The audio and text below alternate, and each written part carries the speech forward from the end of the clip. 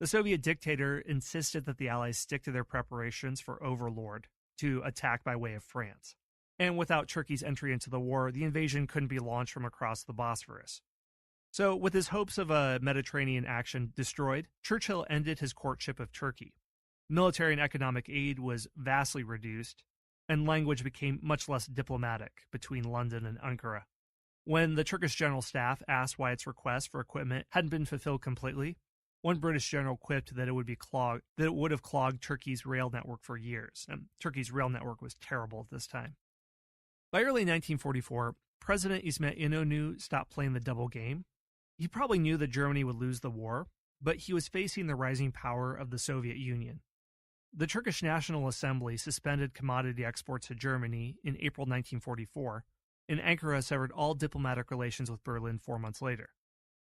Well, Churchill wrote in his post-war writings that if Roosevelt had allowed him to capture certain strategic islands in the Mediterranean, that Turkey could have been tipped into the war.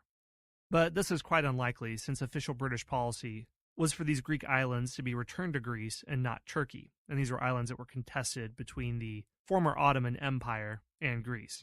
But what Churchill didn't admit in his memoirs was that he secretly needed Turkey's support to allow a British invasion of the Balkans.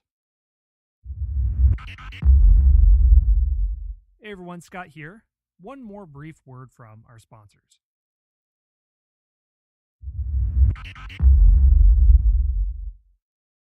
All right, well, that's all in this episode. As you can see, neutrality takes on many forms.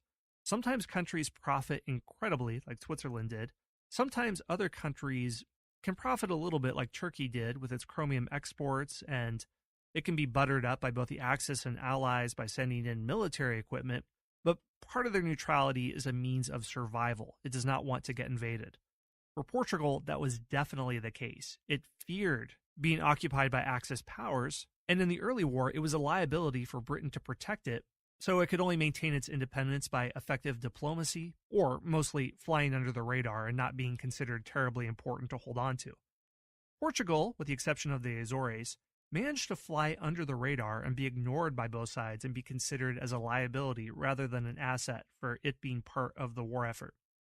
So there are many, many different ways to be neutral. Well, thank you so much for the question. I am always open to suggestions from the audience and would love to hear from you, and look forward to answering anything that you throw at me. Thanks for listening to the History Unplugged podcast. Be sure to subscribe to the show to get your daily dose of all things history related, from ancient Greece to the Cold War. We'll see you next time at the History Unplugged podcast.